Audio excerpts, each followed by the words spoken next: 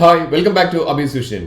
നമ്മൾ വാട്സപ്പ് ഉപയോഗിക്കുന്ന സമയത്ത് വാട്സപ്പ് ചിലപ്പോൾ റീസെറ്റ് ചെയ്യേണ്ട സമയം അല്ലെങ്കിൽ വാട്സപ്പ് ചിലപ്പോൾ അൺഇൻസ്റ്റാൾ ആയി പോകുന്ന സമയം, ഈ സമയങ്ങളിലൊക്കെ നമുക്ക് രണ്ടാമത്തെ പ്രാവശ്യം വാട്സപ്പ് നമ്മൾ ഇൻസ്റ്റാൾ ചെയ്യുന്ന സമയത്ത് നമ്മൾ ഒരു OTP ചോദിക്കും. അതായത് നമ്മൾ തന്നെയാണോ ഈ വാട്സപ്പിന്റെ ഉടമ, നമ്മൾ തന്നെയാണോ എന്ന് അറിയാൻ വേണ്ടിയിട്ട് വാട്സപ്പ് കമ്പനി നമ്മളോട് ഒരു OTP അയച്ചു തരും. പക്ഷെ പലർക്കും ഈ ഒരു OTP വരാത്തൊരു പ്രശ്നം വല്ലാതെ ഫേസ് ചെയ്യുന്നുണ്ട്. അതിനുള്ള ചെറിയൊരു മാർഗ്ഗം ഞാൻ പറഞ്ഞുതരാം. ഇത് ചെയ്ത് കഴിഞ്ഞാൽ ഏകദേശം ഒരു 90% നമുക്ക് OTP തിരിച്ചു കിട്ടുന്ന ഒരു അവസ്ഥയിലേക്ക് എത്തും. അതിന് മുൻപ് എന്റെ ചാനൽ സബ്സ്ക്രൈബ് ചെയ്യാതെ കാണുന്നവരാണെങ്കിൽ ആ സബ്സ്ക്രൈബ് ബട്ടൺ തൊട്ട് ലൈക്ക് ബട്ടണും പിന്നെ എല്ലാ ഫ്രണ്ട്സിലേക്കും ഒരു ഇൻഫർമേഷൻ ഷെയർ ചെയ്യാം. മാത്രമല്ല ഒരു ഹാപ്പി ന്യൂസ് ഞാൻ പറഞ്ഞിട്ടുണ്ട്. അതായത് ഒരു പുതിയൊരു ചാനൽ കൂടി, ഒരു ടെക് സംബന്ധമായിട്ടുള്ള എല്ലാ അറിവുകളും നിങ്ങൾക്ക് കിട്ടാൻ വേണ്ടിയിട്ട് ഒരു ചാനൽ കൂടി തുടങ്ങിയിട്ടുണ്ട്. അപ്പോൾ നിങ്ങൾ ചെയ്യേണ്ട എന്താണ്, എൻ്റെ ചാനലിന്റെ ഈ ഒരു വീഡിയോയുടെ താഴെയായിട്ട് ലിങ്ക് കൊടുത്തിട്ടുണ്ട് കമന്റ് ബോക്സിൽ. ആ ലിങ്കിൽ ഒന്ന് ക്ലിക്ക് ചെയ്തിട്ടുണ്ടെങ്കിൽ പുതിയ ചാനലിലേക്ക് നമുക്ക് കയറി പുതിയ വീഡിയോസ് ഒക്കെ നമുക്ക് കാണാൻ സാധിക്കും. അവിടെ സബ്സ്ക്രൈബ് എന്ന ബട്ടണിൽ ഒന്ന് സബ്സ്ക്രൈബ് ചെയ്ത് കഴിഞ്ഞാൽ എല്ലാ വീഡിയോസും നിങ്ങൾക്ക് പുതിയ പുതിയ ടെക് പരമായിട്ടുള്ള വീഡിയോ ഒക്കെ കണ്ട് ആസ്വദിക്കാനും അതുപോലെ തന്നെ അറിവുകൾ വർദ്ധിപ്പിക്കാനും സാധിക്കും.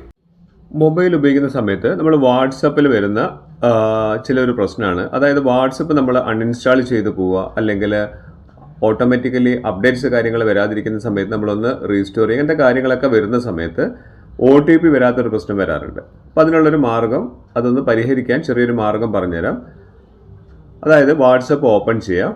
വാട്സപ്പ് ഓപ്പൺ ചെയ്ത് കഴിഞ്ഞാൽ നമുക്ക് OTP വരാത്തതിൻ്റെ പ്രധാനപ്പെട്ട കാരണം OTP നമ്മളോട് ചോദിക്കുന്നത് നമ്മൾ തന്നെയാണെന്ന് ഉറപ്പിക്കാൻ വേണ്ടിയിട്ടാണ്.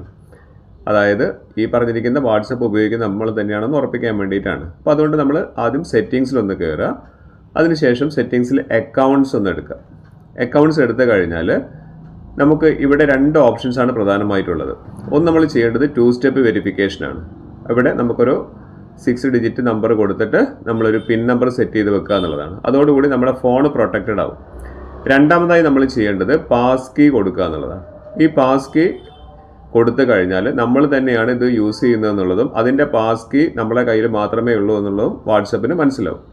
അപ്പോൾ ഈ പാസ് കീ സെറ്റ് ചെയ്യാത്തത് കൊണ്ടാണ് പലർക്കും അതിലേക്ക് OTP ചോദിക്കുന്ന പ്രശ്നം വരുന്നത്. അപ്പോൾ നമ്മൾ ആദ്യം ചെയ്യേണ്ടത് ഇവിടെ ക്രിയേറ്റ് പാസ് കീ എന്ന് പറയുന്ന ഒരു ഓപ്ഷൻ കാണിക്കുന്നുണ്ട്, അത് എടുക്കുക എന്നുള്ളതാണ്.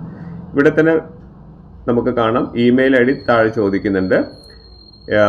ഇമെയിൽ ID നിങ്ങൾ ഏതാണോ യൂസ് ചെയ്യുന്നത് ആ ഇമെയിൽ ID ആണ് നമ്മൾ കൊടുക്കേണ്ടത്. പലരും കുറേ ഇമെയിൽ ID ഒക്കെ ഉപയോഗിക്കുന്നതുകൊണ്ട് ഏതാണ് നിങ്ങൾ ജെന്യൂൻ ആയിട്ട് ഉപയോഗിക്കുന്നത്, കറക്റ്റായിട്ടുള്ള ഇമെയിൽ ID ഏതാണെന്ന് വെച്ചിട്ടുണ്ടെങ്കിൽ അത് കൊടുക്കുക. ഞാൻ സ്ഥിരമായിട്ട് യൂസ് ചെയ്യുന്ന കറക്റ്റായിട്ടുള്ള ഇമെയിൽ ID, ഫേക്ക് അല്ലാത്തൊരു ഇമെയിൽ ID കൊടുത്തിട്ടുണ്ട്.